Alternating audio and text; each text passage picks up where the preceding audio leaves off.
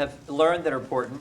I think they are important, and I think the trick to handwriting is as beginners, we want to see one piece of ink on a paper, and we want it to have a meaning, and we want it to always mean that way. And luckily, we have 40 or 50 traits that are really consistent.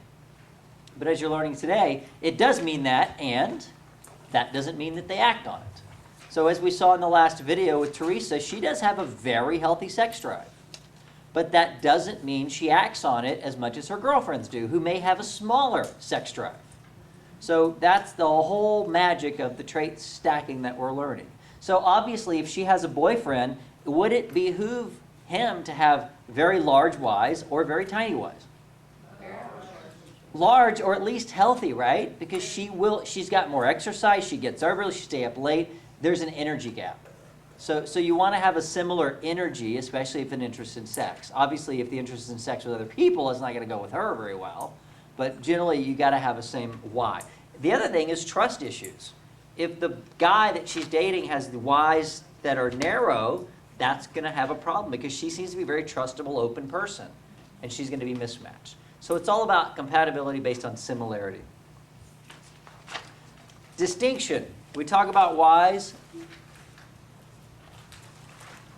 Which one has a bigger sex drive? The length of the Y or the width of it? Length, right? Length, whether there's a loop or not, is energy. So just like enthusiasm, the deeper it goes, the more energy. So if you had a man that had a straight down Y and G, but it was long, do you think that guy might have a high sex drive? Yes. Yes. A lot of common mistakes for beginners are, well, there's no loop there. He must not have a high sex drive. Well, he's a loner. He doesn't like sex. Well, find me someone outside the Catholic Church that doesn't like sex. And they might like it. Like this one girl, her mother was nun, had to marry. It's not like there's a deletion of people who do and don't have sex. Most humans have sex because we want to continue the human race, or it's fun. One of the two. Not sure. That's not why you do that? You're trying. This is intervention. Let's talk. This sounds interesting. So it's not a matter of whether you do or don't like it. It's a matter of like what that represents, the relationship, whether or not it's compulsive, whether or not it's healthy, whether or not it's transmuted into physical drive, etc. Okay? There's a great sample, number 16. This is actually on your certification test, those of you that took the written test. Teri.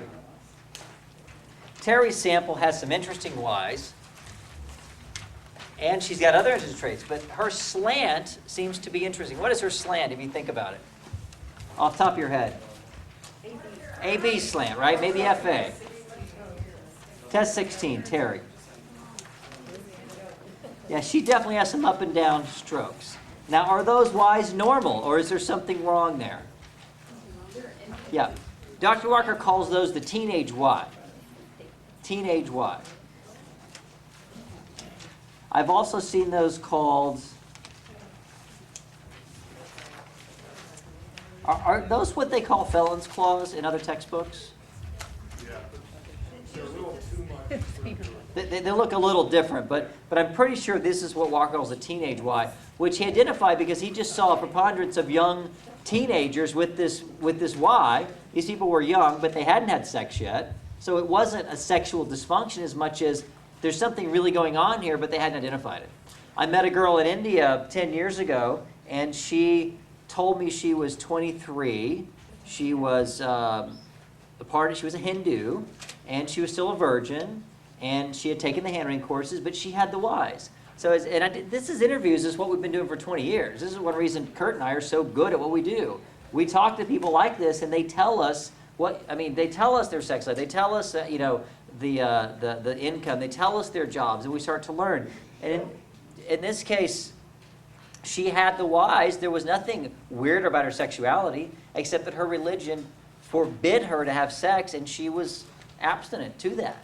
So her Ys were showing this frustration and this curiosity and this analysis with morality. I don't think there was anything inherently dysfunctional. In this handwriting, why would I think something's dysfunctional here? In Teri's handwriting? It's incomplete, but what other traits would make you think she might have had an issue over the years? Emotionally withdrawn. Might have been abused. Why would you say that? I agree with you, by the way, but I'm curious why. Well, because of the why. I agree with you, but let's stack some other things. The why tells us there is something going on. But the slant tells us that she might have been abused. Why would someone be so scared to trust and have such reserve? There must be something that happened in the past, whether it actually happened or not. Maybe she just thought it happened. But perception is reality. What else would make you think she has double loops? Is double loops a defense mechanism? What is it called? Lying prevarication. Why would somebody lie? The truth is painful. So she learned to lie as a means of self-protection. Are we going to play Rock Band? That's awesome.